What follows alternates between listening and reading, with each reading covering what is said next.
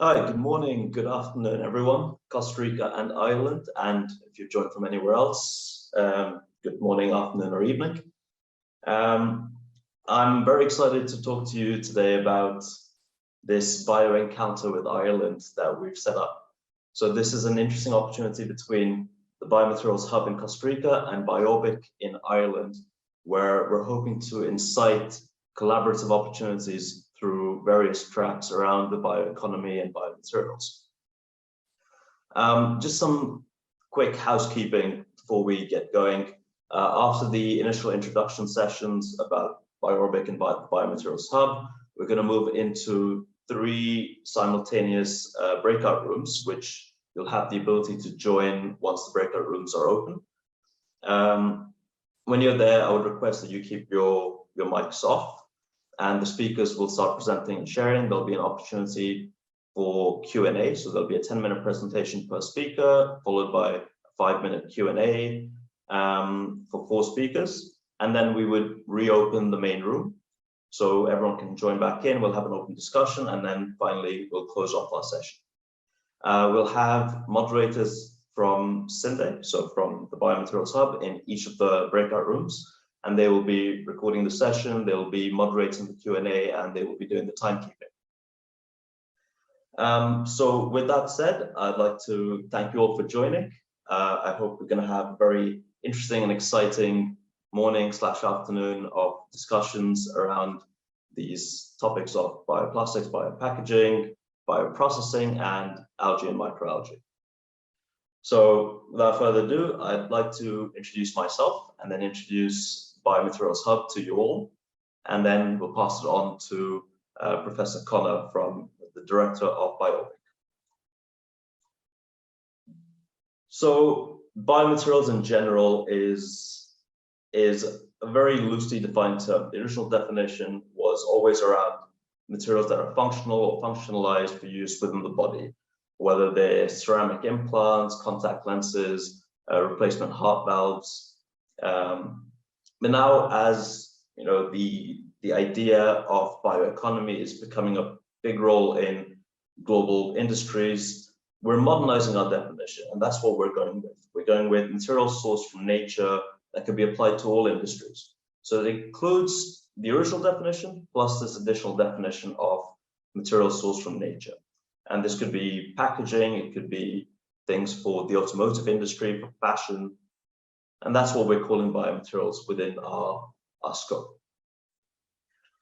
So the Biomaterials Hub is a project developed by IDB and executed by CINDE. IDB is the Inter-Americas Development Bank.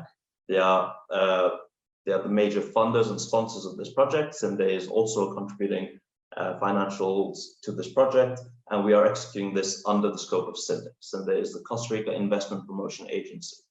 And for everyone outside Costa Rica, CINDE is the company responsible for bringing in a lot of foreign direct investments through all these large industries that set up operations in Costa Rica. And I think this is also very similar to Ireland. Back in the 90s, there was a lot of foreign direct investment into Ireland, into innovation, into research. And this is what we're hoping to replicate in Costa Rica. So our goal is to turn Costa Rica into a big hub for research, development, and innovation around the scope of biomaterials. And we're hoping to be that central nervous system between the different stakeholders, research institutes, entrepreneurs, having investors, industry, NGOs, rural areas as well, and different communities. And the way we're going to do this, and the way that we've done this in the last year and a bit, was building up these collaborations and connections with all of these different stakeholders, identify the needs, identify the opportunity areas within the country and the region, and build up awareness, build up collaborative links, provide support and services, and empower the different communities to look at biomaterials with the new lens, and of course incubate, accelerate new companies, and a very important one, considering Costa Rica's let's say value proposition, which is supporting biodiversity. Costa Rica has about 6% of the global biodiversity in such a small landmass, which means accessibility and logistics and R&D have a huge potential within this sector. So our key areas are biomedical materials. So as the original definition, basically materials used within the medical industry that are functional or functionalized for implants, surgical tools, artificial organs, tissue engineering. Also biosustainability, which is the whole aspect of circular bioeconomy and sustainable use of materials, ideally towards bio-based materials, and how we can use biomass, and especially because of Costa Rica's huge agricultural ecosystem, the ability to take that residual biomass for the use of different industries and applications. And of course, as mentioned, biodiversity. Costa Rica has a huge ecosystem, and right now it's being heavily preserved, but we need to learn, understand, and value this as a major commodity for the country and the region. So there's a lot of work and research going on into exploring the biodiversity in Costa Rica, and now we're trying to look at how we could understand the materialistic value, the functional value, and the application value from a medical and non-medical perspective. So we have 4 key action items and areas within the Biomaterials Hub. We're trying to build up product development and innovation capacity through training programs, mentoring services, inciting new startup development. We're also trying to foster new startups and support them throughout their stages of development, from pre-seed and ideation all the way to scale and growth. And we're trying to identify new opportunities to support them through local and international partnership, either from a commercialization perspective or an R&D perspective or industry linkages. Which brings us to point number 3, which is we're trying to build up the academic provisions to the industry needs and to drive more tech transfer. So we're working with the technology transfer offices, we're working with industry, trying to map out the technological capacities in the country and how we can build up the innovative ecosystem that Costa Rica has a potential to be. And lastly, increased translational R&D, both within the local ecosystem and the local research community, but also with events like this to create new collaborative opportunities with global R&D facilities and global industries as well. So a few of our activities that we've had over the last year and to come over this year. So we've had training programs for students and budding entrepreneurs who have ideas but don't know how to utilize it. We've also had innovation challenges around biomass valorization and waste valorization. We've created another encounter event in person where we've engaged with people from the industry, researchers, and we've tried to create new opportunity areas and identify linkages between the research of the academic system and the existing industry that's present in areas in Costa Rica. We've also accelerated startups through partnerships, through our Green Tech program, and we're also working with a few international partners to create a venture building program. So this year, we're also developing another innovation challenge focused around bio-based packaging. This is in a collaboration between SMEs that would solve the challenge for industries. We're also setting up an R&D-based bioventures call or grant, focusing on bio-based materials and innovative biomedical materials. We've got a flagship event from CINDE in June 2023. And we're going to be organizing the day 2 of this event, which is focused on biomaterials. And of course, we've done some other, let's say, not so interesting from an R&D perspective, but important for the entire regulatory framework and the ecosystem in general, is developing suitable IP policy that supports innovation, supports R&D collaboration. And we're also supporting some of the outcomes of the initial bioinnovation training program through a 2nd stage incubation phase. So we've done a lot this year, and we have a lot more to do for the coming years. This is a pilot project, so we're hoping to see how this builds up and acts as that central nervous system within the biomaterials ecosystem in Costa Rica and the region. Now, I would like to pass this on to Professor Kevin O'Connor. And yeah, take it away. He's director of BiOrbic. So we're looking forward to your introduction. Thanks very much. Thanks for the introduction as well, and the intro into your own hub, which is great, very interesting. I think there are many positive overlaps or possible overlaps. So I'm going to try and share my screen now. Have a look. This might take just a second.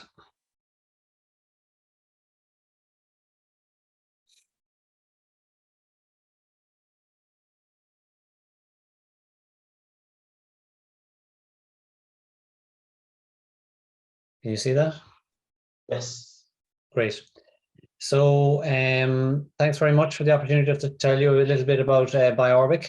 So in the short presentation I have, I just want to give an introduction to BiOrbic and then talk about specific examples like Farm Zero C, but also then maybe just project examples of bioprocessing, biotechnology and biomaterials, just to give you a flavor so that you can see the potential collaboration points, and then just some conclusion. So BiOrbic was set up in 2017. We had been applying for maybe the best part of 2 years, or preparing the application and getting it ready for the funding agency, Science Foundation Ireland.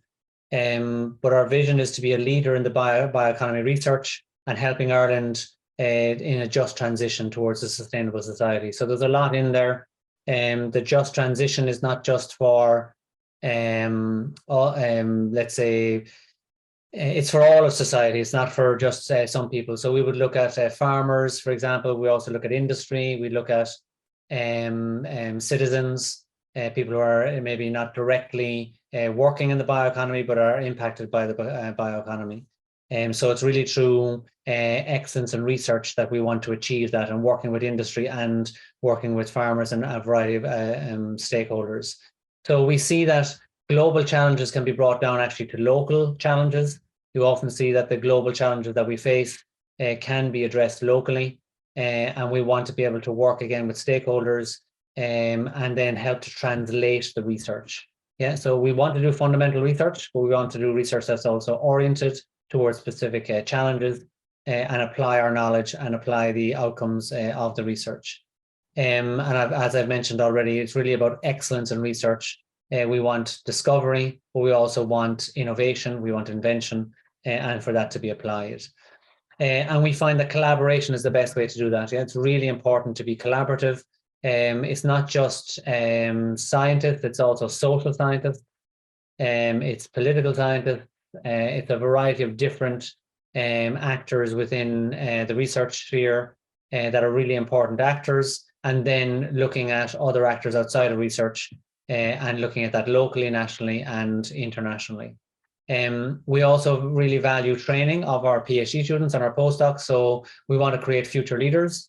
We want to be able to provide them with the skills. Some of them are hard skills, some of them are soft skills. It's about also helping them to realize that engaging with the public, using public engagement, which isn't core to their research, but it's really important to inform their research. So it's about talking to school kids, it's about talking to politicians, it's about talking to farmers, it's about talking to industry. It is about going out there and talking about your science, but also engaging in discussion and dialogue. And we hope then that will result in engaging, as a result of engagement, inspiring and involving societal actors, public actors, to develop the bioeconomy, and again, to have that just transition. So like I said, collaboration is really important. We collaborate with a lot of research institutions within Ireland. You see there Teagasc, which is Agriculture and Food Development Authority, but we have lots of universities as well, and technical universities, as well as maybe more traditional universities. They're not just based in and around Dublin, but they're also in other parts of the country. And we have a lot of industry collaborators as well. A lot of them are based in Ireland, and a lot of them are based in rural Ireland, in the countryside, but we also have international collaborations as well. But I don't have time, I suppose, to go through all the international collaborations that we have as well. So like I mentioned in a previous slide, we see the global challenges as being locally relevant. So for example, greenhouse gas emissions, that's globally obviously a huge task, but Ireland also faces its own problems with greenhouse gas emissions, and I'll talk about that with respect to the agricultural sector. And there are key targets in Europe, there are key targets in Ireland about reducing our greenhouse gas emissions and ultimately achieving net zero by 2050. And really important contributors to greenhouse gas and contributors maybe to greenhouse gas reduction are the operational systems that exist within the bioeconomy. That's agriculture, that's forestry, that's the marine. And how do we are building programs, we're building projects, and we're operating projects at the moment, looking to reduce greenhouse gas emissions, looking to ensure that the operational systems are climate neutral. But we also recognize that society will produce waste, whether that's plastic waste, whether that's greenhouse gas emissions like CO2 as waste, whether it's food waste. And we would use the word unavoidable food waste. We don't want to promote food waste. We want to say if there are unavoidable food wastes, how can we actually use those resources and maximize their valorization? And another one, of course, is about nature and biodiversity. So biodiversity is actually impacted by the operational systems and by the waste we produce. And so it is important to understand that when we're going for climate neutrality, we also have to be nature positive, and the restoration of nature and the preservation of nature are really important. So in our program then, we have a number of platforms. So we have an overall ambition, and that's to support the just transition to a climate neutral circular bioeconomy. And there's a lot in there in that phrase, but we effectively have 5 platforms. And those platforms deal with different aspects of the bioeconomy. And within each platform, you have challenges. So we build teams around different challenges within a particular platform. So for example, in healthy ecosystems, we look at biodiversity. We might look at biodiversity in the marine environment, look at biodiversity in, sorry, I'm thinking of another example, in peatlands, because we have a lot of peatlands in Ireland. So there are 2 challenges that we're going after. And then we have the climate neutral operational systems, which I've mentioned. You have forestry, you have the marine, you have plant-based production, and you have animal-based production in agriculture. And then the waste that, like I've mentioned as well in the previous slide, you know, you have things like greenhouse gases like CO2. It's actually a very good resource to convert it into other things like chemicals. You can take food waste and convert those using, for example, anaerobic digestion. It can produce methane, but that's a relatively low value product as an energy source. But you can also produce things like fatty acids from anaerobic digestion. You can short circuit anaerobic digestion, and those fatty acids are of much higher value. And of course, plastic as well. We have projects on converting plastic into products of value. We also want to look at the system as a whole, the bioeconomy. What's really important here is that we don't want to replace a fossil linear economy with a bio-based linear economy. So we have to look at circularity, we look at the movement of resources, we look at the use of energy, and also apply data and understand data so that we can actually be smarter about how we design the bioeconomy and the circular bioeconomy. And finally, but not least, we also have a number of enabling actions. So the 4 platforms to the left will all have, like we're building, actually, we have phase 1 now at the moment of our funding, and we're going into phase 2. And we will have social scientists, we'll have people with life cycle analysis, we'll have people who are skilled in economics, for example, and they will work with each of the challenges and each of the platforms in order to help them to better understand how, 1, their research is impacting society, and 2, how we can translate and bring the key messages from that research towards politicians, towards civil servants, towards industry, towards society, and also it'll inform our educational program for our PhDs and our postdocs. And these challenges interlink within a platform and across platforms as well. So just give you an example with Farm Zero C, which is a project funded by Science Foundation Ireland, and it's about empowering farmers to make changes so that they can become climate neutral, but also delivering lasting impact. It's not just that the project, when it ends, would stop. We really want to enable and empower farmers to make changes and long-term changes. And we collaborate with industry on this. Carberry is a milk processor, and they have a farmer cooperative. They have 1,200 farmers in their cooperative, and they're trying to achieve this climate neutrality with their demonstration farm. So we started with a real commercial farm that they're using as their demonstrator, and we're working and collaborating with them to try and change the farm. So Ireland has a particular problem with greenhouse gas emissions because 33% of all of our emissions come from agriculture. So it's an area that we absolutely have to address. And we're testing various things like animal emissions and manure emissions. We're looking at the carbon sequestration capacity of grasslands, because we have a lot of grasslands to feed our cows. We're looking at how we can change from grasslands to other types of grasses, mixed species, multi-species, in order to try and make the grasslands more resilient. We're also looking at the renewable energy on the farm. We're looking at habitat mapping, so we understand the impact of farming on biodiversity. And we're looking at the extent of the habitats and the quality of the habitats. And then we do a comprehensive quantification of all of that, so that we have life cycle analysis of the data, but also building a business model then that is suitable for the types of farms that we have in Ireland. They're not large scale industrial farms, they're family owned farms, typically having maybe 100 cows, 120 cows, maybe 80 cows, something like this, in that kind of range. Then on other projects that we have as well, we work with the mushroom industry, for example, that want to actually produce bioactives. So we're trying to use fermentation, for example, biotechnology to grow the fungi, not as fruiting bodies, but actually as mycelia, and then extract the bioactives or dry down the powder to have a bioactive rich mycelium. And we also have projects on producing biodegradable plastics using bacteria. And I think you'll hear more about that in some of the breakout groups. We're in this particular example, we're showing you polyhydroxyalkanoate, which is PHA, made by bacteria. The bottom left there that you see is biodegradable plastic or PHA inside in these cells, an electron micrograph. And to the right here are just some of the pieces of PHA that we made in the lab. We also use synthetic biology so that we can generate and create different pathways, blocking different side pathways to try and increase product production.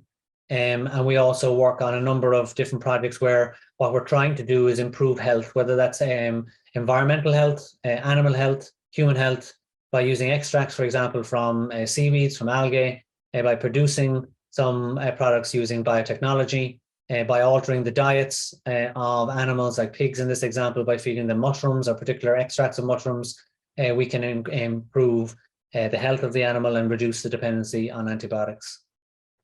And we're also involved in policy development, again, with our social scientists and a variety of different scientists in the centre. And we are influencing, I suppose, the direction in which policy for the bioeconomy is going. We organise Bioeconomy Ireland Week in collaboration with a wide number of stakeholders in order to spread the message about bioeconomy, but also to hear from people. We are chairing an advisory board for the National Bioeconomy Forum, which is founded by the government. We're informing Climate Action Plan that was out in 2019. We're collaborating with the European Commission on their mission areas. We're writing white papers, I suppose, for the Environmental Protection Agency and for the government on how we can fast track innovation in the bioeconomy. And we're also part of networks like the All Ireland Climate and Biodiversity Research Network, which is promoting collaboration on climate neutrality and on increasing biodiversity. And so in conclusion, I know that's a whirlwind tour, but effectively we are trying to address a wide variety of challenges. A lot of them are in and around climate and circularity, but they are locally relevant and as well as globally relevant.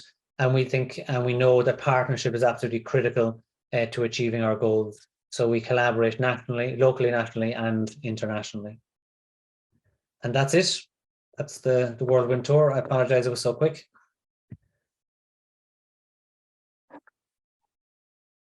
Thanks a lot.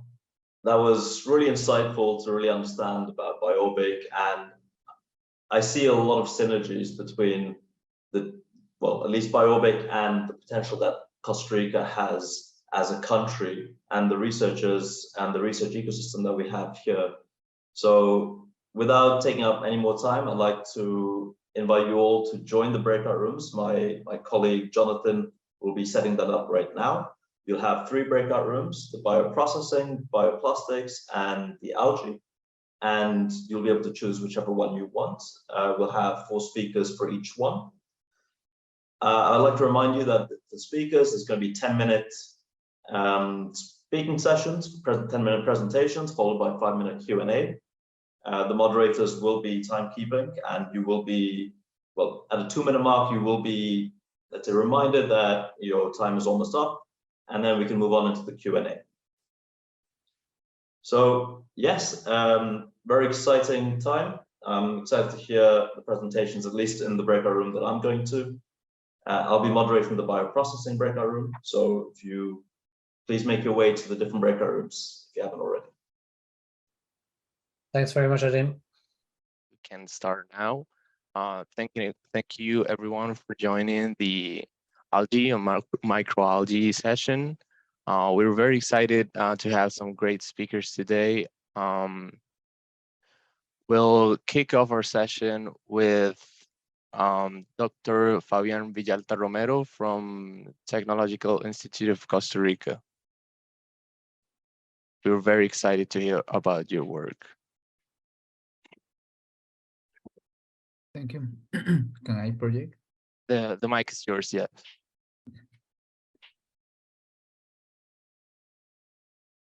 See me if you look at the presentation. Yes, we can see it now.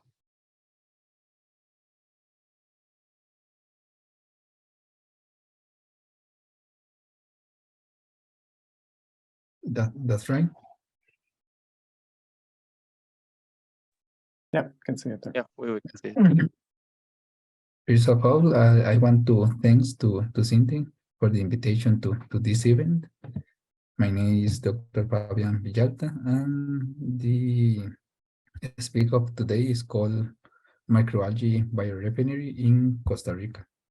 Bueno, our research group is located in this small pond, Costa Rica, that is between these 2 important oceans, the Pacific and the Atlantic. We have especially weather conditions for the growth of microalgae. We are located in the most second important university in Costa Rica, that is Instituto Tecnológico de Costa Rica. In this university, we have a research center of biotechnology. Our lab is located behind this building. We have a very important area to show different systems of production of microalgae in pilot scale. And our group have more than 50 years of studying microalgae. The principal research that was Professor Maritza Guerrero started with the isolation of microalgae of different regions of Costa Rica, every body of water. When she looks something green, she isolates, and nowadays we have a very important collection of microalgae.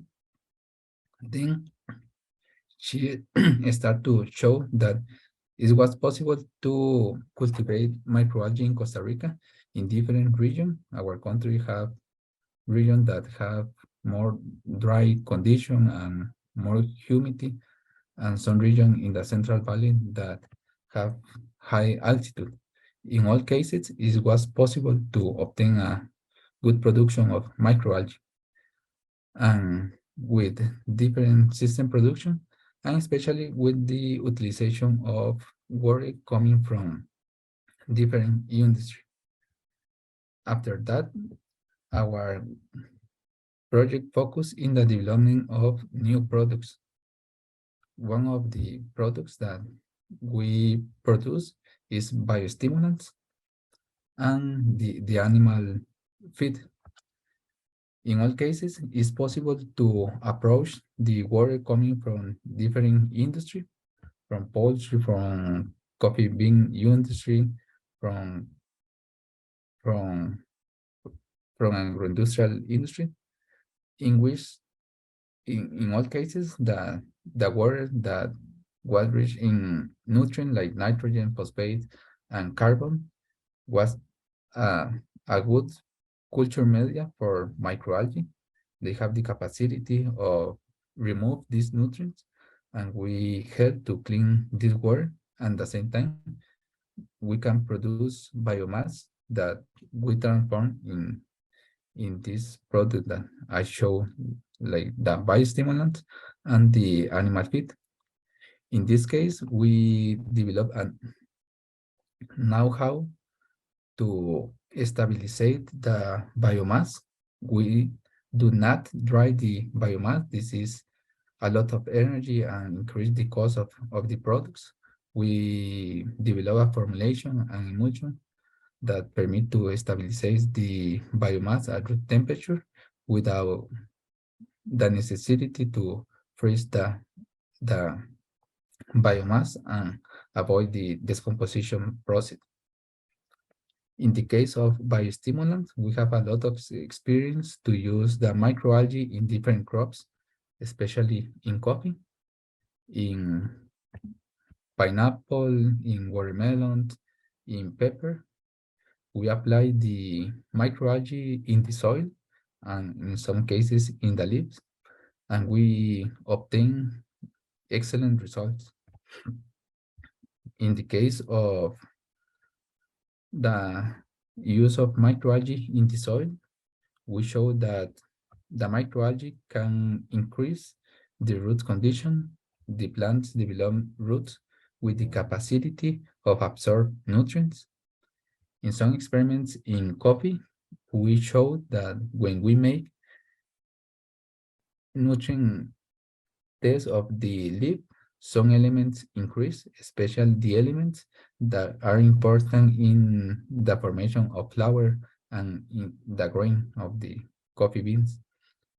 We look that microalgae can modify the microorganism community, and at the same time, the gas emission reduce the CO2 that is product of the decomposition of organic material by bacteria was absorbed by the microalgae, and we produce important molecules like carbohydrates and phytohormones that plant use in stress condition when they have some dry condition. They have molecules that it's not necessary to spend the energy to obtain microalgae, and the bacteria help to produce these compounds we made by mass spectrometry, the analysis of these compounds. And now we are looking for the genomic composition of the community. And we showed that microalgae was an important piece in the agriculture. Here in Costa Rica, the interest of develop some agriculture with less chemical compounds are increasing, and microalgae can help to obtain these goals. This is a photography that we show that the apply of microalgae increase the quality of the fruits. This is the treatment without microalgae, and with microalgae, we increase the quality of the fruits and the quantity of fruits. We make some formulation of animal feeds in which incorporate a small quantity of microalgae we made with pigs, with the most important company here in Costa Rica, Carne Zamora. We start with the small pig, and we show that the microalgae can increase the absorption of nutrients. They modify the gut of the animals and absorb better the nutrients. And at the same time, it was possible to produce the pigs without antibiotics. We not apply antibiotics, and the animal don't get sick. This was a great result because the market now they try to promote the reduction of these compounds in the production systems. We apply microalgae in the feed of chickens, especially for the eggs production, and we showed that microalgae increase the quality of the eggs. We showed that it's not necessary to use some pigment, was expensive for the eggs. We can use microalgae to avoid this pigment. And nowadays we are working in aquaculture with tilapia. We show that the incorporation of microalgae increased the quantity of small fish that survive. We showed that microalgae was important in agriculture for the crops and for animal feeds, but these benefits was good for humans. The only problem is that here in Costa Rica, the taste of microalgae is not very popular. The challenge is to generate products that the Costa Rican people prove. This collaborator, Francini, made the formulation of some drinks that have a high quantity of proteins and was approved for the person who proved the microalgae. Now we are working in the incorporation of microalgae in different snacks, especially for children and all persons that can receive the benefits of the microalgae. We use, in most cases, spirulina, but we have nanochloropsis, isochristis, that has a good lipid quality. Another product that we obtain is the generation of a startup. Our startup is called Algae, was the first company in Costa Rica that produced some products with microalgae. In this case, is the biostimulant. We generate a royalty with the technology, and now we are focusing the production of biostimulants with microalgae. And for the future, our goals was to continue making research with microalgae, but focus in special molecules like pigments, carbohydrates, peptides, and some metabolites that we can use in the incorporation of new products.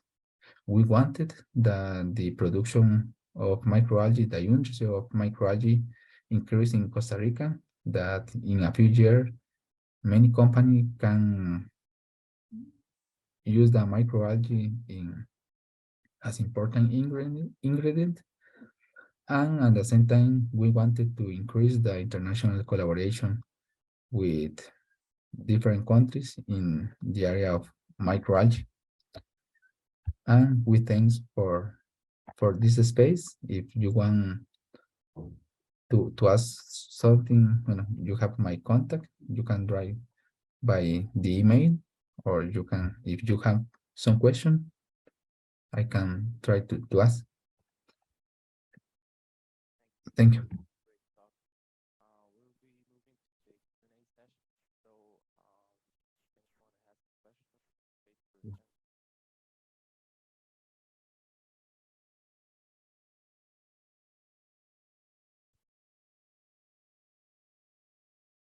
Sorry, we have questions now or at the end?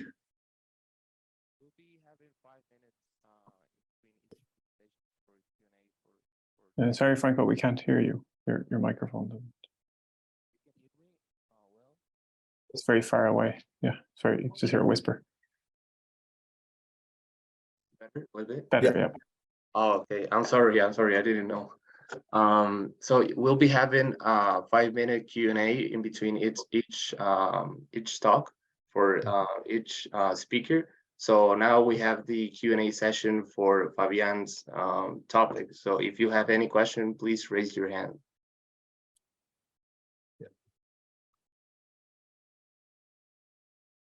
Hi. Yeah, projection. British. Yeah. Thanks, Fabian, for your very interesting presentation, and we can see your synergies, what we'll discuss later on. And just very quick question: are these microalgae algal species are grown in large quantities, and are these species on marine species you're working exclusively, or freshwater, or what are the predominant species you're working on when it comes to microalgae? Well, we work with different species of microalgae. like spirulina, senesmos, nanochloropsis, isoclysis. We grow up in a pilot scale, like 100 square meters reactor, and we centrifuge and obtain the biomass and transform in these products. In most cases, the microalgae is produced in the Central Valley. In our lab, we have an area to produce the microalgae in these reactors. But in the future, we wanted to make the production of microalgae, especially in the coast. We have 2 coasts and a region that need to generate new industry, and microalgae is a good possibility.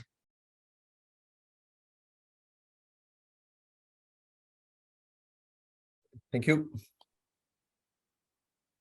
Great. I don't know if anyone has any more questions. Okay, go ahead. Can you unmute? Okay. Oh, hi, I'm not Christine. My name is Ronald, but I was about to call you that. Yeah, sorry, I was made close. I hope everyone can hear me. I'm having a bit of a connection issue here. So Fabian, thank you so much for your presentation just now. I'm just curious, as you talk a little bit about using algae as part of a pig feeding regime there, like you fed it to pig.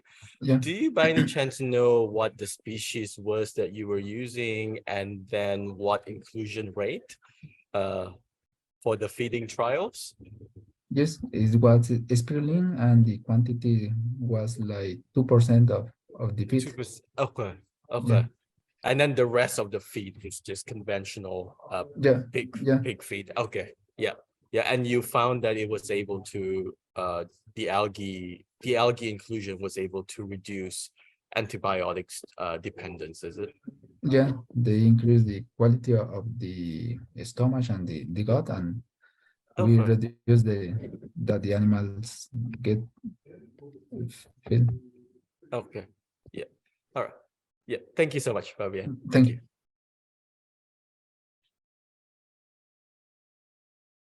Hey, any more questions for Fabian?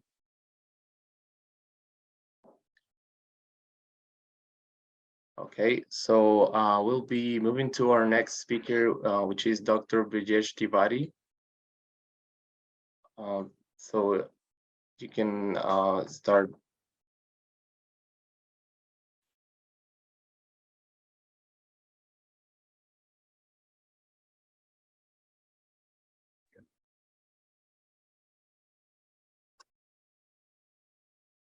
First of all, good afternoon. My name is Brijesh, and so sorry, 1 second. I'm just trying to. There's a problem using 2 screens. So I'm going to talk about macroalgae, and our colleague Ronald will go through on the microalgae side of it. So I'm a part of BiOrbic and Bioeconomy Research Center, which Kevin already explained. And I work for Chagas, that's Irish Agriculture Food Development Authority. We work on almost every aspect of agriculture and food. We have numerous centers across the country, and 2 major research centers are based in Dublin, another one in Moore Park. So relatively, our departments are split at 2 different sites. So focus is mainly on different products. Apart from that, we work on environment, land use, and as well as rural economy.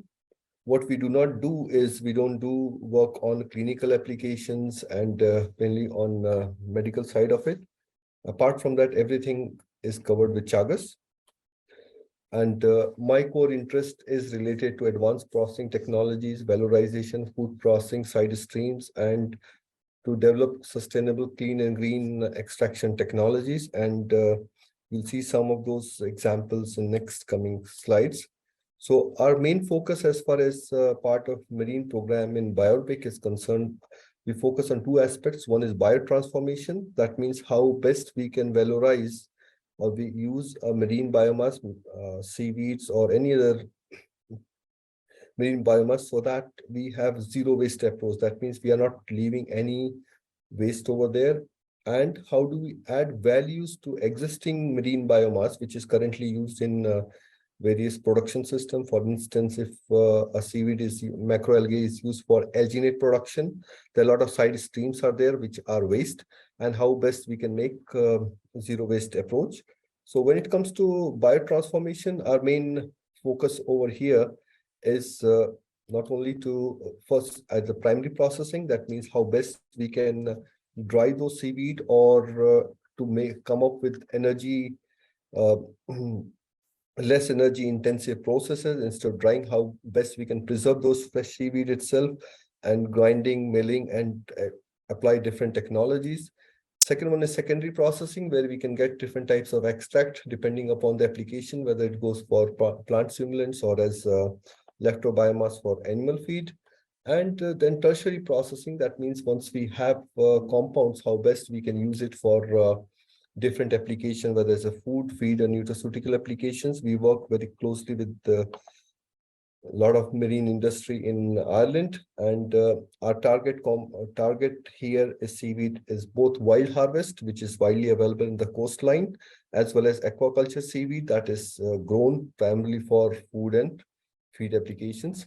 So core focus here is how best we can have a circular and resource efficient system. When it comes to macroalgae, utilize every fraction, that is develop zero waste processes, and tailor the process depending upon the end user. For instance, we ran a couple of projects related to a targeted compound for cosmeceutical industry for laminarin and fucoidin. So how best we can make a process where we can get that functional ingredient, and how and where we can use rest of the biomass. For example, if you take this in representative of one of the biorefinery, which has been part of carried out as a part of BiOrbic, wild harvested macroalgae, that was Fucus vesiculosus, looked into alternative drying techniques so that we can have a best drying regime, and carry out the pre-treatment. That means either microwave, hydrodynamic cavitation, supercritical fluid extraction, range of different technologies, and develop extraction system. And our objective here was to come up with a plan where we avoid usage of any of those corrosive or harmful acids, or acids that come up with a cleaner alternative to obtain biologically active compounds, and the rest of the residues for alginates and protein and a fiber. So this is what was a part of work carried out as a part of BiOrbic along with an industry partner. And then further fractionated compound, we look into their different activities and how best it can be used for nutraceuticals or functional food sector. So another example for value addition, this is mainly focused for those macroalgae where macroalgae are commercially exploited for the production of macromolecules. Our objective here is to green the process and to have zero waste approach by utilizing every fraction. For instance, if we operated on a seaweeds, this is what you see, the red line is normal chemical process, which includes a lot of chemicals and different attributes added. So over here, the counter ions and impurities, which is seen here, but we had developed system for value chains. For instance, laminarin, that is a soluble beta glucan available in most of the seaweeds. Amino acids, that's a free amino acid which act as the flavor enhancers, as well as fluorotannins, which are basically more antimicrobial, have a range of different functions. And when it comes to seaweed itself, how best we dry the seaweed, which I already mentioned. At the same time, if we are able to use a fresh seaweed or to do some primary processing, a primary preservation, where we can preserve a fresh biomass up to a couple of months, and we have our own IP jointly developed with the company, where we can preserve a fresh seaweed without using enormous amount of energy for up to 1 year without having any detrimental changes in the biomass. So these are, and again, whatever residues are obtained as a part of alginate, we have value chain related to proteins as well as algal fiber. And then when coming down for precipitation of sodium alginate or calcium alginate, so most of some of the industry, they use ethanol or alcohol is used for precipitation purposes. We have deployed our state-of-the-art membrane technologies to separate those sodium alginate so that we can get rid of alcoholic processes. And by doing so, we are able to achieve every fraction of the seaweed biomass. So that's one example. And at the moment, biorefinery concept, what we are working on is to have macroalgae. This gives all the approaches what we are using for our macroalgae, dry or wet processes. If you have to use directly, goes for extrusion technology for feed applications or for food applications. Some of the industries are interested to use seaweed as an alternative for feed, or for as an alternative protein source or a feed, or wet hydrodynamic cavitation. That means we fractionate it for food additives as protein, alginates, dietary fiber, and bioactives, various fucoid and laminar and amino acids, different biochemicals, because seaweeds are a good source of mannitol, and we do get up to 40% mannitol concentrated in the first fraction itself, and then how best we can use as a biostimulant or whatever fermentable sugars for getting other high value chemicals out of it. So this is, and there are a number of different processes, number of different technologies we deploy, we employ at various scales for the production of these compounds. Our core focus is to achieve sustainable exploitation in order to get circularity. So as you can see, it's seaweeds. As far as the economic value is concerned, if you use it as a biomass for energy or just for feed application, food application directly, is having less amount of less value. Whereas when we go for finer ingredients for nutraceutical application or cosmeceutical application, we increase the value of it. So we, as a part of BiOrbic, we are working on multi-product biorefineries, and that's our overall aim, what we want to achieve. And as far as area of potential cooperation is concerned, just letting you know that you have 2 minutes left. Yeah, I'm just on the literally on the last slide. Yeah. So area of potential collaboration is we are strong in downstream processing and fractionated different compounds and application of technologies. We're widely open for any type of algal biomass, whether it's microalgae or macroalgae. And at the same time, it would be interesting to see some of the seaweeds or macroalgae which are grown in Costa Rica, and was very intrigued about some of your application of biostimulants, agriculture one, as well as biofertilizer. We're happy enough to collaborate in this particular area, mainly related to animal diseases, because we have seen antiviral activities, anti-cancerous activities of the extract what we have obtained. And as well as for feed application, especially some of the seaweeds which are grown in South American waters are having bromophores. So some of these areas, it will be quite interesting for exchanging of fractions and to see potential applications. It will be win-win situation for both Irish industry players as well as Costa Rica, what we are seeing your hub. Thank you very much. Thank you for your great presentation. We'll be moving to the Q&A session. So if you have any questions, please raise your hand.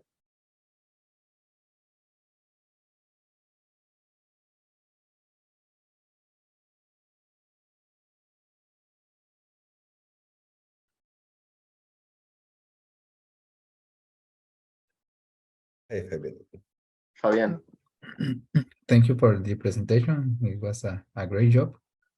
And for a future collaboration, it's possible to use microalgae of Costa Rica, of Caribbean or Pacific coast. We have some microalgae in the Caribbean. It's possible to replicate these protocols that you have and try to make some collaboration. Yeah. We have a lot of sargassum. Yes. That's a quite popular seaweed, which has been some of our aquaculture guys were trying to grow in sargassum in Ireland. However, just it will be considered as invasive species, but there will be great possibility to see sargassum if we can use it for value-added compound, because that's one of those rich in certain polysaccharides as well as in protein. So it will be quite interesting, and we'll be happy to collaborate on that aspect, either exchange of biomass or conversion. We can deploy our own processes because most of our processes are completely clean and green. And after Ronald's presentation, we can have much. We do collaborate extensively together between Ronald and ourselves. So it will be good to have again exchange of exchange of samples and fractions. Thank you.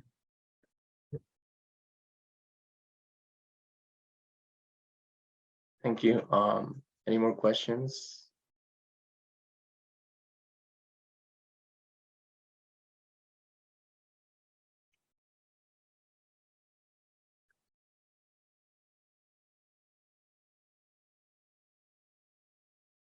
Okay, if we don't have any more questions, we can go to our next speaker, which was our first speaker actually, Ronald Halim. Thank you, Franco.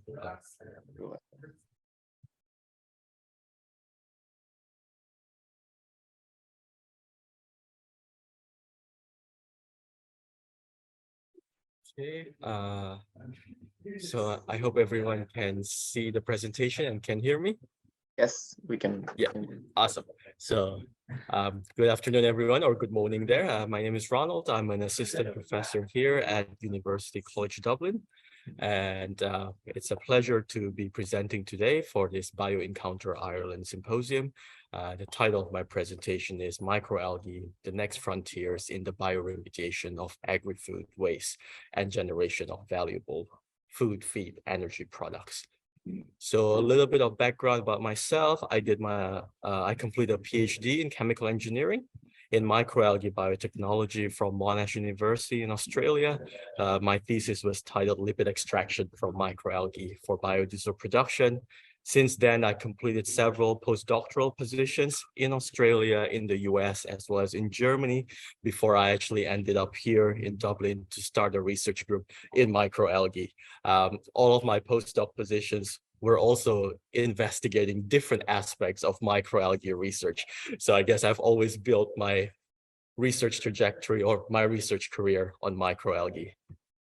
Now, our group, we call ourselves the UCD Algae Group, but we really just focus on microalgae. So the focus of our group is the use of microalgae for the treatment of waste or byproducts from the Irish agri-food sectors and co-generation of valuable products for feed, food, and energy applications. We're based at UCD Conway Institute. I'm not sure if you can see my cursor. I hope you can. That's the building there on the left. As well as the UCD Biosystems and Food Engineering. So there's a picture of the lab there in the middle, and then on the right there is a picture of one of our photobioreactor in the lab. And so I kind of had some minor kind of points about microalgae that I'm going to go through quickly before we enter our research itself. So microalgae, of course, single-cell organisms, highly diverse, versatile, can grow in brackish water, do not need arable land, and have high photosynthetic efficiency compared to terrestrial plants. One of the interesting part of using microalgae to grow is the fact that it can actually use both inorganic carbon, so that's carbon dioxide, and organic carbon for growth. And that actually speaks to its potential for wastewater bioremediation, because it can actually treat different types of organic carbons as well as other nutrients that are present in the wastewater. Now, I've put some pictures there on the algae species that we work on. Our group primarily focused on Nanochloropsis. So that's an algae species that's quite well known to be rich in biofuel lipid as well as omega-3 lipids. So again, this is kind of just a little bit of background about microalgae. When you grow microalgae, it has two separate pathways. It has the photosynthetic pathways or the autotrophic pathways, which allows you to capture carbon dioxide. So on the picture there, that's on the left. And then on the right there is the heterotrophic pathways, which allows it to capture organic carbon from the surrounding medium. Now, we can actually combine both trophic paths in a cultivation system we call as mixotrophic pathways. And these mixotrophic pathways allow microalgae, I believe, to have multiple roles in agri-food circular bioeconomy. So the first one is capturing carbon dioxide or circularizing carbon dioxide via photosynthesis. The second one is remediating waste from agri-food sectors. The third one is developing novel products to replace conventional resource-intensive food products, for example, protein from soybeans, as well as omega-3 from fish, omega-3 oils from fish. And then finally, it then contributes to food security and energy independence, particularly here in Ireland, as well as the EU, the wider EU. So this is kind of an outline of the research that we carry out in our group. Of course, microalgae has so much more potentials than just the three sectors here that I have highlighted. The reason why I've highlighted those sectors is because we are working with those industries at the moment. So the idea with our group at the moment is that we are growing microalgae on different waste products from different agri-food and energy sectors here in Ireland. So we have a project ongoing with using waste or using byproducts. I should stop saying waste because they're not necessarily waste. So using byproducts from the dairy industry. So in this case, we use wastewater as well as whey permeate from the dairy industries to grow the algae. At the same time, we also have partnerships with a local brewery that provides us with the wastewater as well as their solid waste to grow microalgae. And then we also have a project on growing algae on anaerobic digestion. So on anaerobic digestate, which is the waste product coming off from anaerobic digestion. So the idea here is to really use or exploit the potential of microalgae for circular bioeconomy, upgrading the nutrients in all of these waste products from the respective food sectors and to generate clean water, hopefully, or cleaner or treated wastewater, and then to generate biomass that can then be utilized for alternative food and feed production. So in this case, we are focusing on nanochloropsis. So we generate biomass that's rich in protein and omega-3 oils, which can then be used as a replacement of conventional protein. So in this soybean, as well as a replacement for conventional omega-3 oils such as fish oil for animal or aquaculture feeding. At the same time, we can then use the residue or even the biofuel lipid potentially for bioenergy generation. So there's production of biodiesel or even other type of conversions such as thermochemical conversion pathways. Or even a circular system where we simply just recycle the biomass back to the anaerobic digester to generate more energy. So again, as I mentioned, we focus primarily on nanochloropsis. We do use other species, as you will see from my slides a little bit later. And the reason for that is that omega-3 nanochloropsis is high in omega-3 oil content, up to 8%, and then protein content is also high, up to 40%. Omega-3 lipids are, of course, critical for immune and brain development. It's used a lot in food fortification, whether it's for animal feed, aquaculture feed, or even within the dairy production system itself, and is currently supplied from fish oil, and that has put a significant strain on marine ecosystem. So in this case, the nanochloropsis that we are generating can serve as an alternate supply for omega-3 oil. At the same time, of course, there is a strong need for alternative plant-based protein to support the world's growing population and substitute feedstock with higher carbon footprint and land displacement, such as soybean. So in this case, by using nanochloropsis, what we're hoping to do is to create a dual impact on both sides. So an impact on the agri-food manufacturing sector through more sustainable and profitable means to treat byproducts, and then an impact on the food and feed production system through alternative supply of omega-3 oil and alternative supply of protein. So as I mentioned before, we have several projects. I'm just going to highlight some of the key projects that we have and some of the key findings as well. So the first project is on growing algae on whey permeate, which is the byproduct of dairy processing in this case. And project has several aims. The first one is to investigate if microalgae can assimilate lactose, which is a disaccharide sugar that's present in almost all dairy waste streams. And then the second part is to investigate if what is the level of performance that we can get in removing nutrients, particularly carbon, nitrate, and phosphate from the dairy wastewater.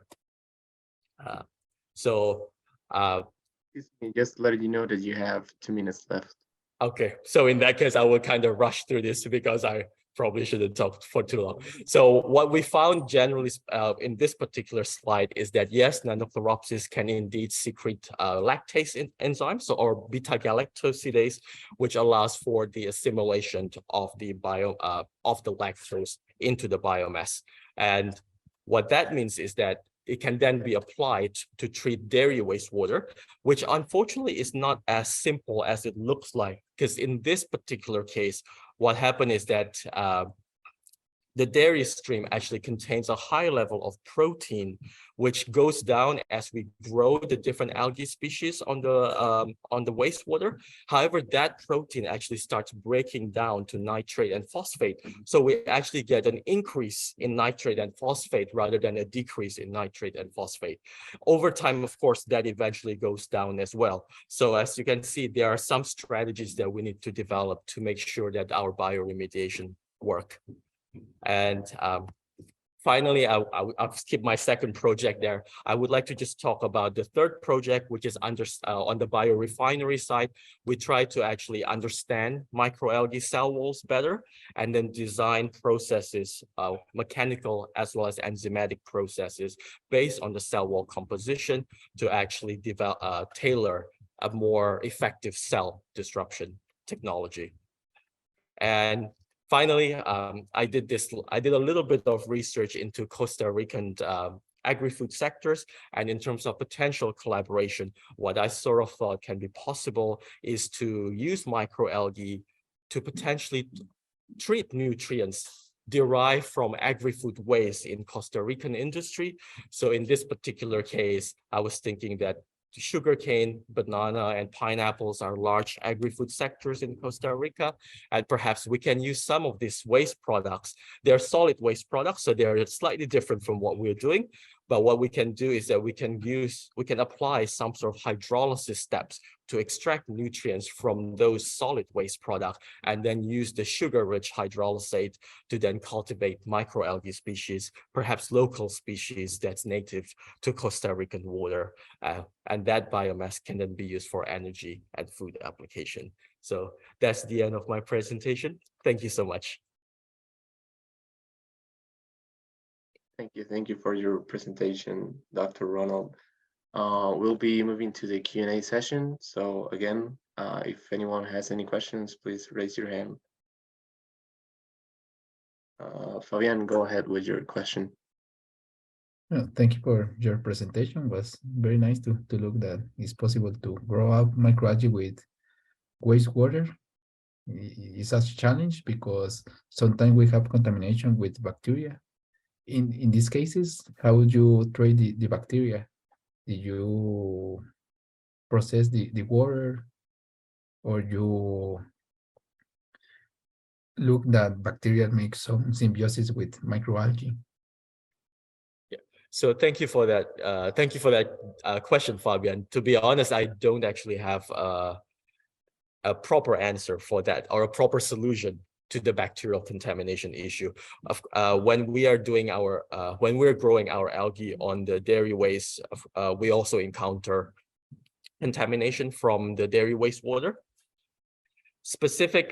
There are different dairy waste streams, and one of the waste streams that we were finding it to be very successful, or algae can grow really well, is the whey permeate. And whey permeate actually comes from an ultrafiltration process in the dairy processing. So that's actually a specific waste stream that has very little bacterial contamination, and that actually allows us to grow the algae really well. However, in the case that we do have contamination, at this particular moment, our way of mitigating that is simply by actually adding by starting our culture with high initial OD. And that higher inoculum actually allows the algae to retain dominance over the bacterial growth. And that's our first solution.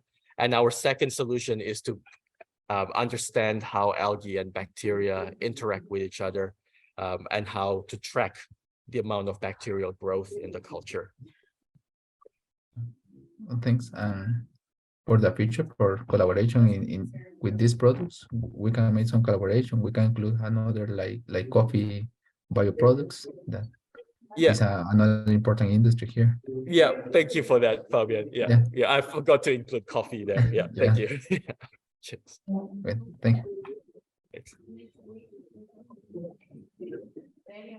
Dr. Brijesh, you can continue with your question. Yeah, sorry, just to add one point to this particular slide itself, as far as stabilization of biomass is concerned, that is an integral part of our own biorefinery approach. As I said, seaweeds are much more fragile, they just get spoiled as soon as they are out of seawater. So we have developed some of those stabilization technique, A. B is straight away to use this one, the fresh biomass. That means working with the biorefinery system where it can be done at the production site itself. And we have completed a large EU project on coffee silver skin itself, coffee which is coming into Ireland as not talking about spent coffee, but coffee silver skin. And we extracted a range of different compounds, and even as Ronald mentioned, whatever wastewater is coming out of the process, which having certain nutrients can be used for growing microalgae. Isn't it, Ronald? Well, that's the hope, Brijesh. Yeah. So that's so. Yeah. Okay, I don't know if anyone has any more questions.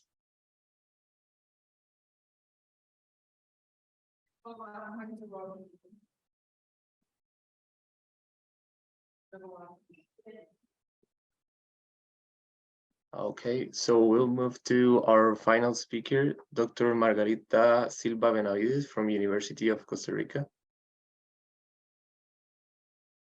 Hello, good morning.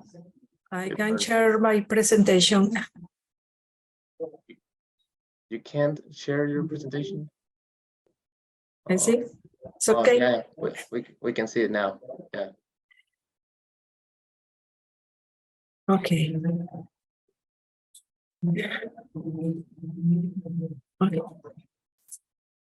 Okay. Good morning.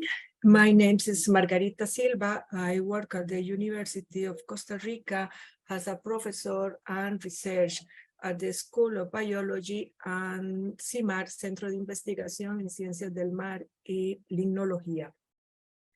Before I start my presentation, I wish to thank the organizing committee for inviting me to talk about my research activities. Why Costa Rica can play an important role in algal biotechnology. So there are several reasons, and we can say some of them. One of them is because Costa Rica is surrounded by two oceans, Caribbean Sea and Pacific Ocean. Also, Costa Rica has a very big network of rivers along all the country and in different altitudes. Also has several lakes and lagoons. Especially has a tropical climate with a relative high temperature and high irradiation during all the day and around the year. And also among his governmental politics, Costa Rica is interested in alternative for sustainable growth, for example, clean energy, environment protection of biodiversity, society, circular bioeconomy, water management, climate change. Our main lines of research are addressed in the following topics. One of them is the biotechnology of culture of Arthrospira platensis. One of the subject or the objective is the optimization of productivity, improving the culture mixing. Also, another objective that we are studying with Arthrospira is to study the effect of different stress or different conditions of stress on the growth, on the productivity of these cyanobacteria. For example, like stress, high light intensity that now we are working, temperature stress, and salinity stress. We are working in here in these mini ponds at conditions laboratory. And also another topics related with Arthrospira platensis is to find high valued products. One of these is the biomass of phycocyanina.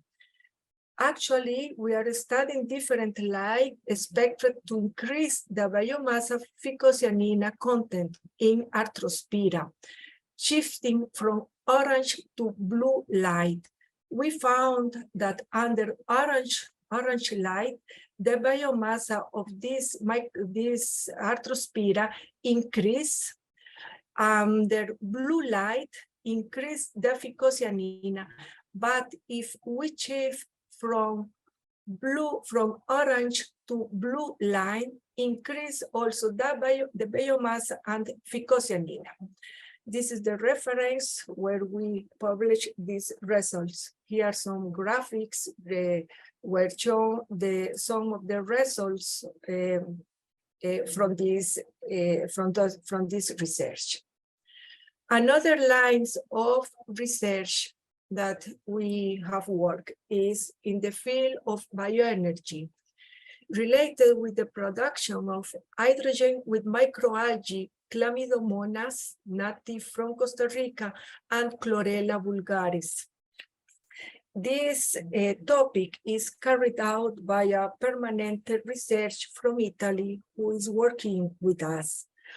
Another field of work is to produce or to study biofertilizantes. In this case, we try to optimize the growth of new isolate cyanobacteria here in Costa Rica that we have that have a very big potential since point of view phytostimulant and biofertilizant.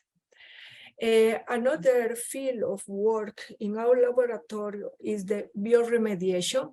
In this case, we use nutrients contained in digestate in order to supply nitrogen and phosphate for the growth microalgae with phytostimulant activity. Also, we have worked here with native strains. In another way, we try to remove arsenic by municipality water using microalgae, also isolate in Costa Rica from this water body. Here I can show you our outdoor facilities. This is one pond, has a 1 square meter, approximately 100 liters. We study here for the diatom Phaeodactylon tricornotum, especially for the production of fucoxanthin and also for spirulina. And another equipment is this seeing larger cascade where we grow Chlorella sorokiniana and also the microalgae, especially Chlorella sorokiniana. Here, this is another equipment that we use to monitor the stress of the culture in outdoor conditions. This is one chlorophyll fluorescence. Some future perspective. I believe that here in Costa Rica, we should emphasize our efforts to isolate and characterize morphological and molecularly different microalgae strains from freshwater and saltwater from Costa Rica in order to search for different bioactive substances useful for agriculture, bioenergy, food purpose, and bioremediation, topics which we are already start to work. Here, I show the collection of strains that we have in our institute. Most of them are sampling and isolate from different body waters from Costa Rica, and also others were donated by various international institutes. We have more than 15 strains of Arthrospira and also various other cyanobacteria. As well, has more than 100 strains of microalgae from freshwater and seawater from Costa Rica also. I believe that this collection can constitute an important biological material for future research that could be used for applied use and also for collaboration here, international collaboration. Thank you very much.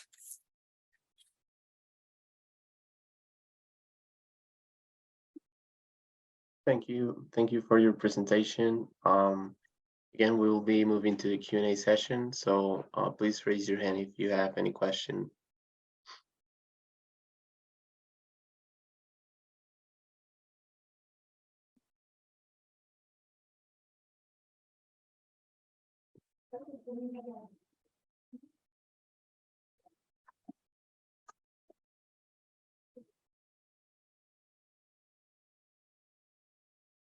Ronald, go ahead.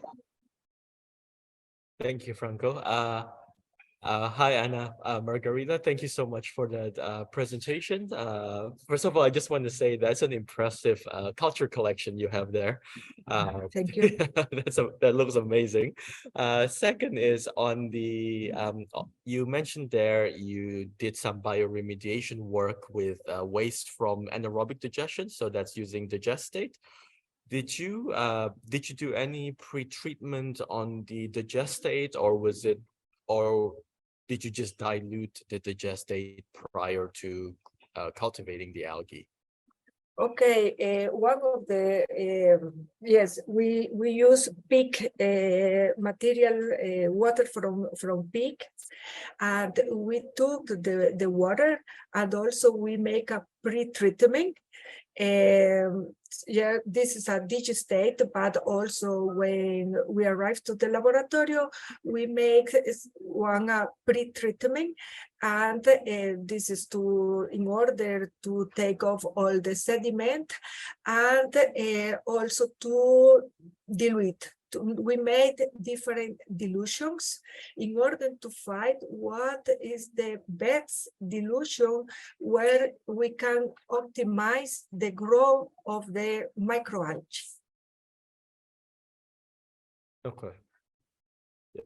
Okay. Thank you. And also to try to reduce the amount of ammonium, because we characterize also all the chemistry, the different chemical components, and we try to reduce the ammonium that for us was very high, and in this way the microalgae is impossible to live. No. Yeah.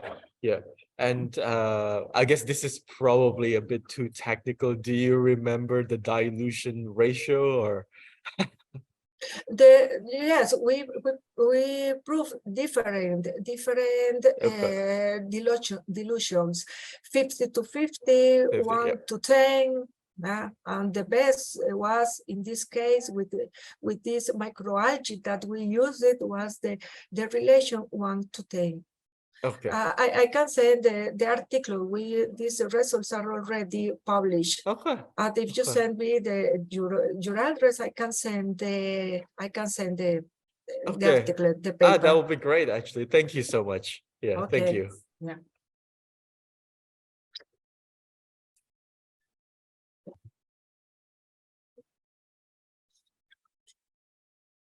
Anyone has more questions?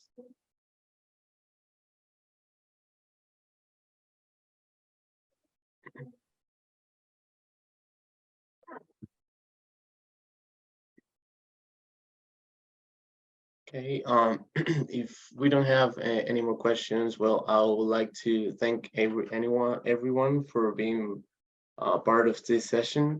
We'll be moving back to the main room for an open discussion on the webinar. Thank you. Thanks, everyone, and thanks, Franco. Thanks. Thanks, everyone. Thanks, everyone. You're welcome. I hope everyone had a great session today.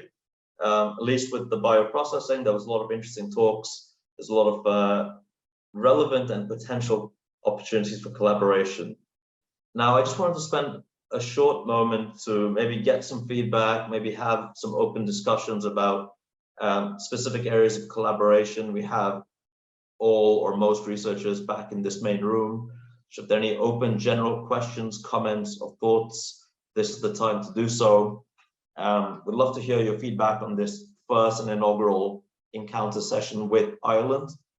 Do you see value? Do you see potential opportunities? You know, do you have an idea of where we want to take this? Open to any questions or comments. Please raise your hand. Okay, I've got one. So Anna. Hi. I cannot start my video though. Oh, okay, one sec. Yeah, I think you should be able to now. Okay. No, first of all, thank you very much for the presentations. I think they were like wonderful and inspiring. I just wanted to know if you, Adam, from the Hub Biomaterials, you have like next steps, like how we getting in touch with the researchers and start a conversation to future projects, joint projects or things like that? So from our side, we will be sharing information of all the presenters, all the speakers. So you'll have the opportunity to get in touch directly. And as for the next step, the idea was to, well, of course, share the presentations as well, share the recordings with everyone, so you can assess the other sessions as well. We're hoping that we could, once we identify potential collaborations, we start talking about potential funding opportunities and how can we look out for specific European funds that allow for collaboration with Costa Rica. Now, maybe well, what we've seen is Costa Rica is eligible as a third country for EU funding, which makes potential collaborations very interesting and accessible to Costa Rican researchers, which is one of the reasons why we wanted to push forward this session, because we know that the opportunity for funding access is possible. Now, I have a question from Professor Tamayo. I don't know if you want to ask your question, or should I read out your question? You're on mute. Yeah. Yeah. Okay. Thanks, Arim.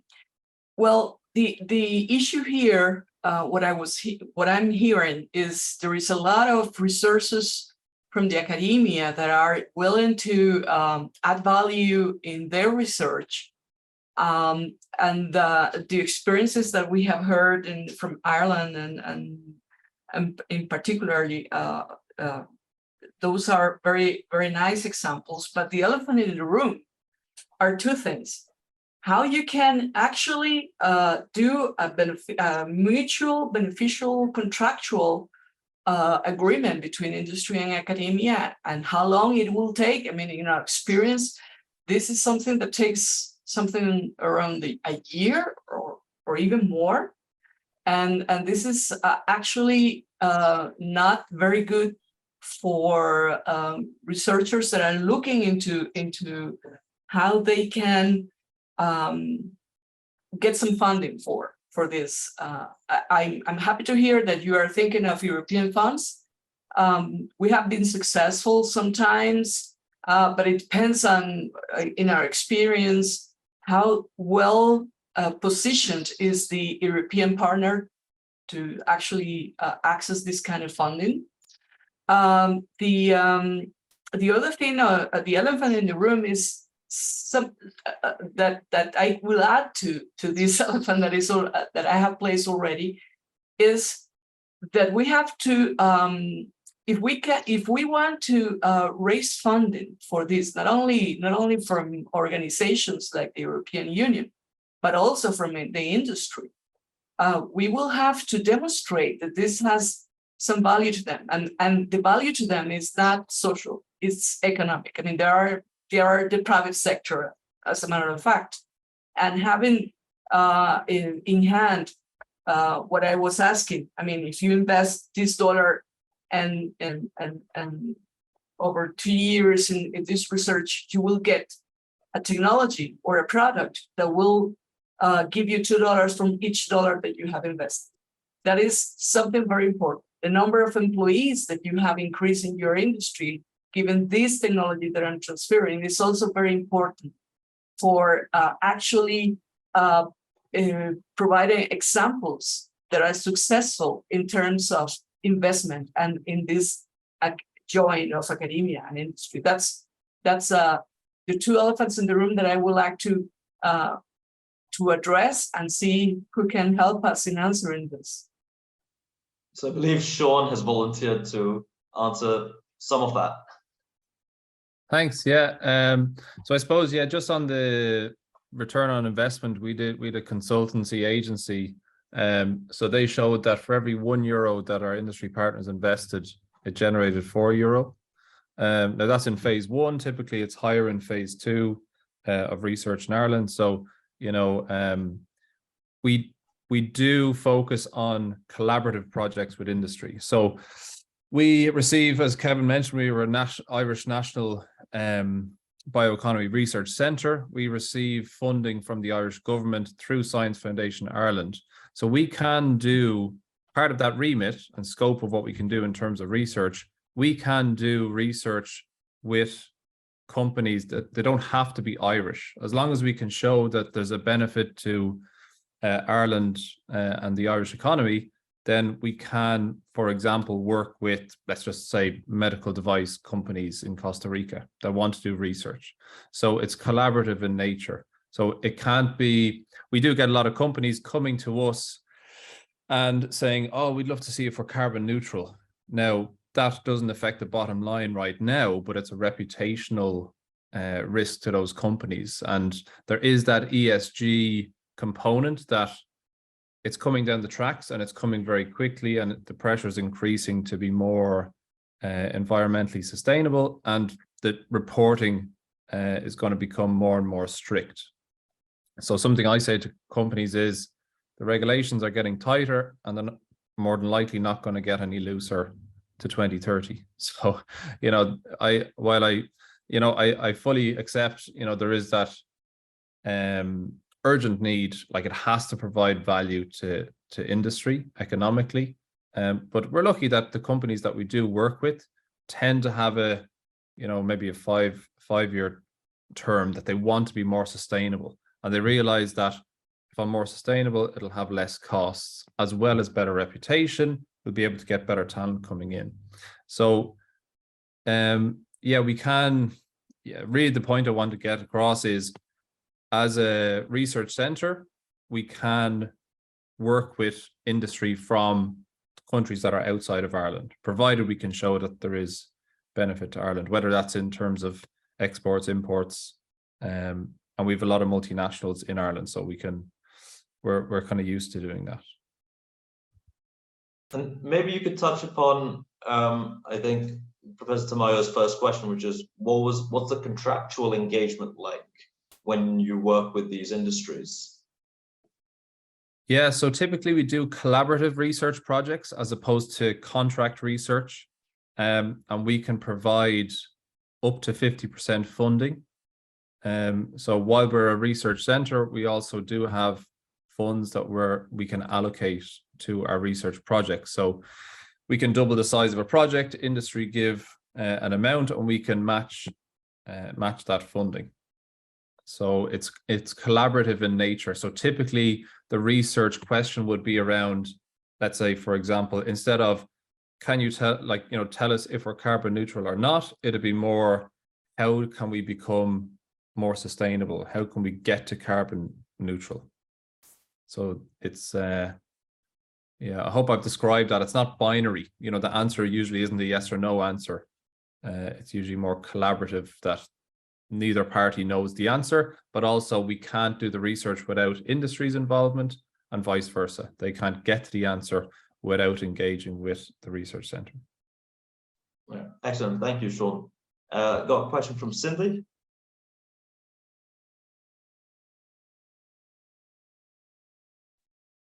Thank you. More than a question is because you asked about if we see some points of collaboration. So I would like to summarize something that they were talking during the presentations. Well, I see an opportunity to strengthen the validation, cross-validation that we need with them, because I see that the biological strengths are really deep and developed. So I think that we have there a really nice opportunity for collaboration. And the other thing is that we see an opportunity to use the biological cellulose process as a complement of our proposal. So maybe we could work in that line too. Of course, that we could add in the research. Sorry that I don't see here. David O'Connell, I think that was the presentation. I see that maybe we could have some collaboration using our nanoparticles and nanohydroxyapatite particles, just to see the biological response that they have with the cells that they are producing right now. And I think that was from the first presentation that they show about the packaging, because here in Costa Rica, it would be really nice to produce our packaging for food packaging using our biomass as well. We have been done some work using cellulose acetate from our residues. But of course that for the layers and the functionality, we have a really work to do. And the last thing I would like to ask them, in a timeline, what did you expect working with Costa Rica, like in a funding? Have you seen some opportunities? That is my question. Thank you. So with regards to your last point, the idea was to identify potential collaboration links first, and then we will explore with BiOrbic where that funding potential lies. Christine is here and she does a lot of the assessment on the EU funding and the national funding in Ireland and in Europe. So the idea is to identify collaboration links first and then see which funding mechanism could apply to that collaborative opportunity. Either if it's part of a larger consortium or if it's just a bilateral research partnership, we'll have to identify what the funding mechanism could be for that collaboration.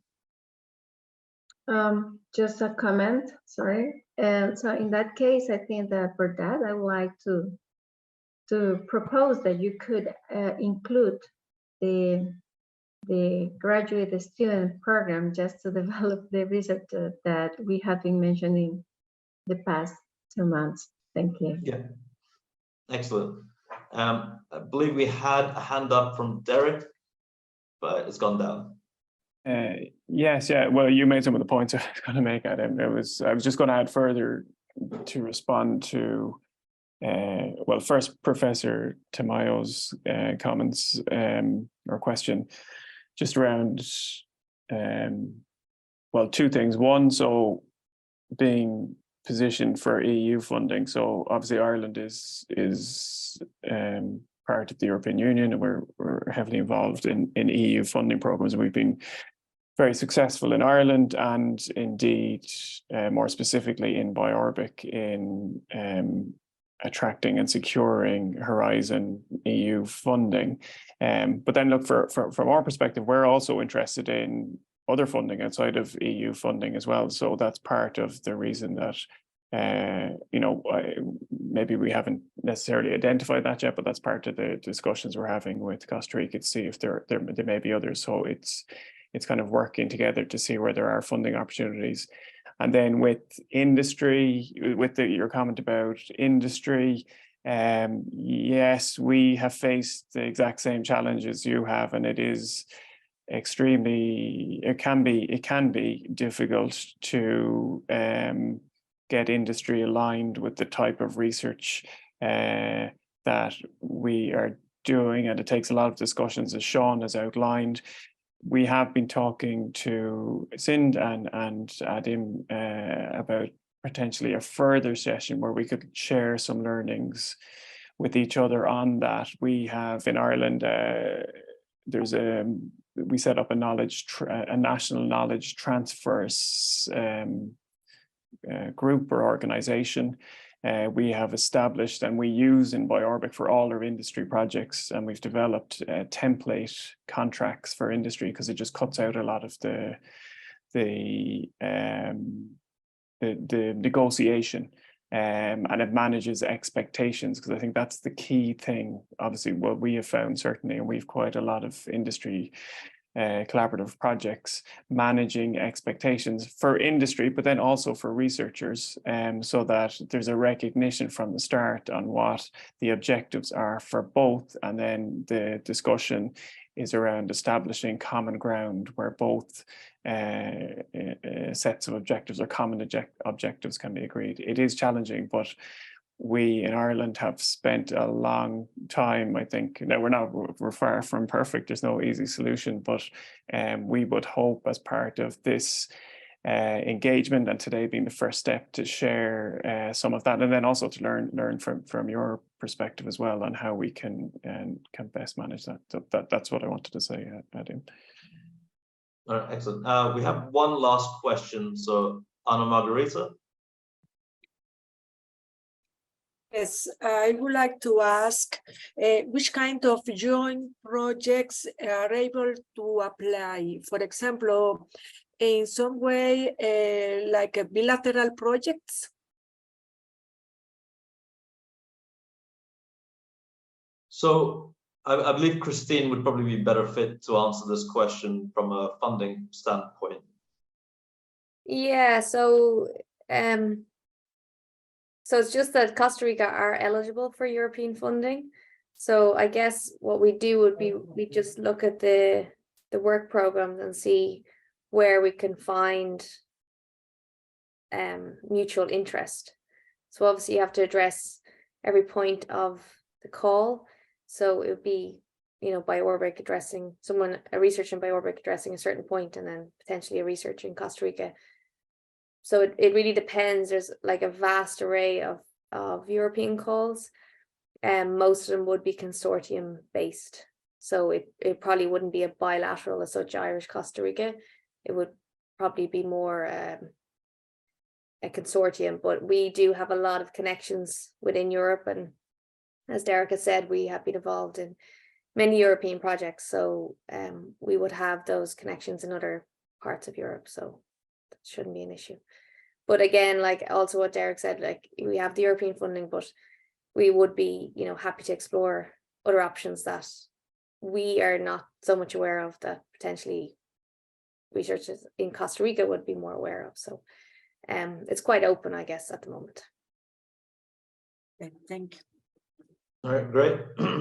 So with that said, thank you all for your inputs and your comments and questions. I'd like to close the session by saying, firstly, thank you all for joining us today. This is hopefully the first of many where we can identify new collaborative opportunities between the two entities, countries, and various institutions.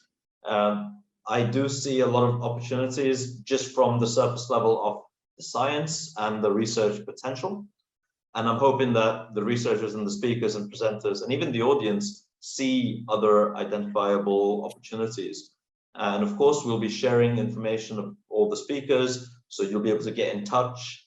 And of course, if you do identify some sort of opportunity, feel free to message myself, anyone at CINDE, anyone at BiOrbic, and then we could start talking about how we could bring this to fruition. Yeah, that's all I had to say. Thank you very much. I don't know if Derek from BiOrbic had any closing points. Yes, sure, yeah. So just for anyone who doesn't know me, so I'm Derek. I'm the executive director at BiOrbic. And yeah, so we've come to the end of the session today, which is the first Costa Rica Ireland Bio Encounter. So I'd like to thank all of my colleagues, my own colleagues from BiOrbic, and everybody from Costa Rica for joining. It was probably a bit easier for us in Ireland, as I think they started at 2:30 p.m. whereas you had to start at 8:30. So we appreciate that and we thank you. Just to say, for us in BiOrbic, collaboration is a core value of the centre, and we recognise that the challenges that we are addressing, in particular, I guess, around climate, biodiversity challenges, and then including biotechnology and others, need as many experts and skill sets and perspectives working together if we're to kind of address these. And then this is, of course, also relevant if we're to realise the vision that Kevin set out earlier to establish a vibrant, sustainable circular bioeconomy here in Ireland, in Costa Rica, and indeed globally. And this is why we were excited in BiOrbic to connect initially with CINDE and the Biomaterials Hub, and now to meet all of you here today. I think we're both relatively small countries. We have different climates, we have different biomass, I think, but we're both looking to achieve many of the same things.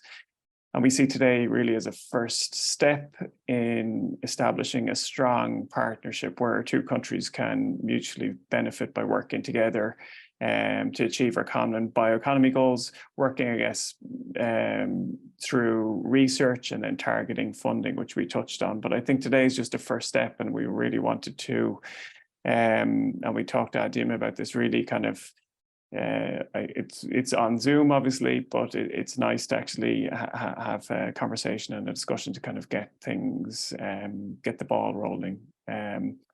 And we had really interesting discussions, I think, especially in various different groups. And it was, from our perspective in BiOrbic, great to hear some of the excellent research that's happening and see some of the facilities in Costa Rica.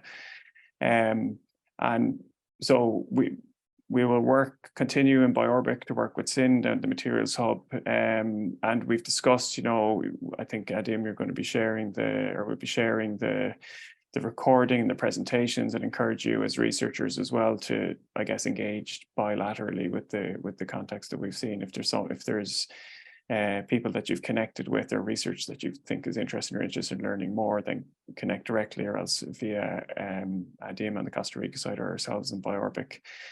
And then just finally to thank Adim and Carola and Gloriana and I guess Jonathan for organising this on the Costa Rica side, and particularly looking after all the Zoom things, and Chrissy on BiOrbic side. And that's it, Adim. So I'll hand back to you. I don't know if there's a formal closer, but just to thank everybody again. Yeah, thank you all. Have a great evening, Ireland. Have a great day, Costa Rica.